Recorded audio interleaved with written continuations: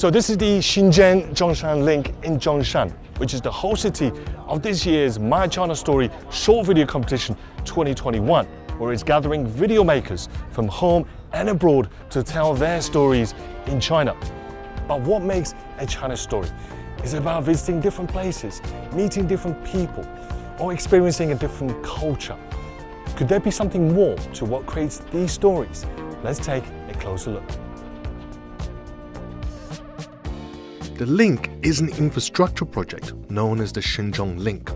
It's one of the biggest stories at this year's competition.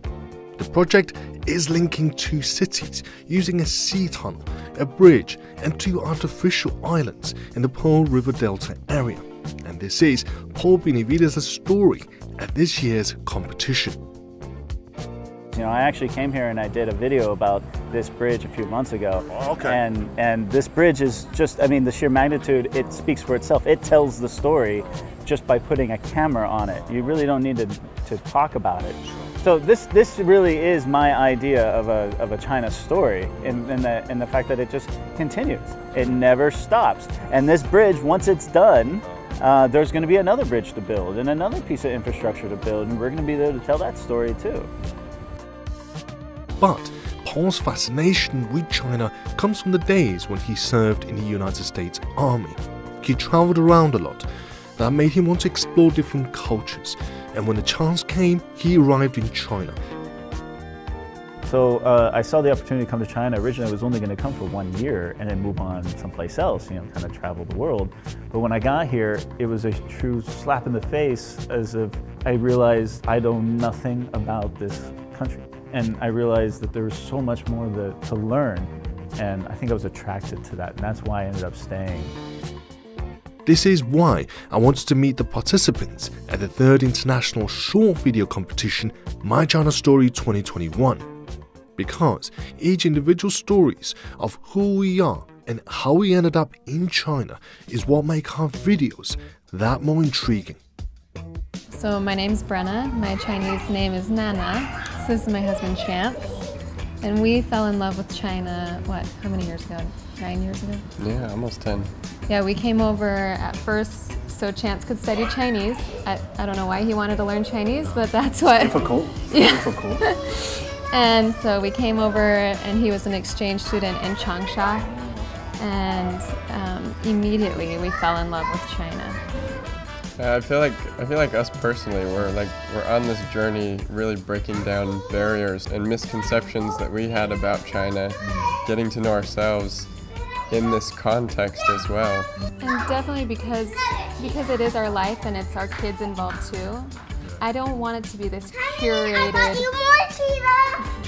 curated and planned thing, as you can see. You know, I wanted it to just kind of fit into our lifestyle, not disrupt it. How would you describe your video in terms of the story? How would you sum it up? It's just lifestyle of an American family living in China. It goes from culture to just daily stuff that we do with our kids. So some of our videos end up looking very normal, and then some of them are very immersed and deeply into Chinese culture. So you get a mix of just a family living a life. Whoa, good job. Happy birthday. I feel like video and life is quite different. Like with life, I feel like I'm more part of the culture. But when I'm telling stories or doing videos, I prefer to step aside and not really make myself the story. I think a lot of foreigners in China like to make videos where they're like experiencing Chinese life. Like a foreigner did this, a foreigner went to try 什么什么东西. I think it takes over from the real story. If I asked you, what is a China story? How would you define it from your perspective? What is a China story? I feel like the best Chinese stories come from, you know, 很特别的普通人, maybe. Because, you know, I'm not interested in famous people, rich people, CEOs. I mean, China has a huge middle class. I think these people tell the best Chinese stories, and they're the Chinese stories I'm most interested in, is extraordinary, ordinary people. A lot of the time, bosses in media, you know, Chinese people, they really know the Chinese stories well, but they don't know how to tell it to foreign audiences. It's like Chinese people and foreigners working together to find the middle point, I guess.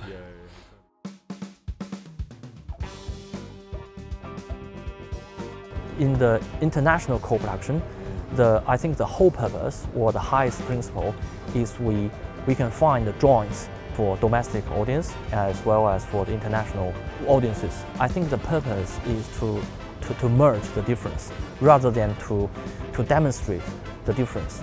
Now, so what do you think about this competition, for example? What do you think about the event itself and also the videos that you've seen?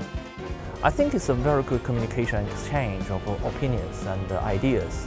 Content is becoming more and more global, but at the same time, content is also becoming very regional. Respect is a good thing to have, differences is a good thing to have, but it's how you merge them. So, what makes a China story? It could be about the observations of what we see, or our understanding of what we experience.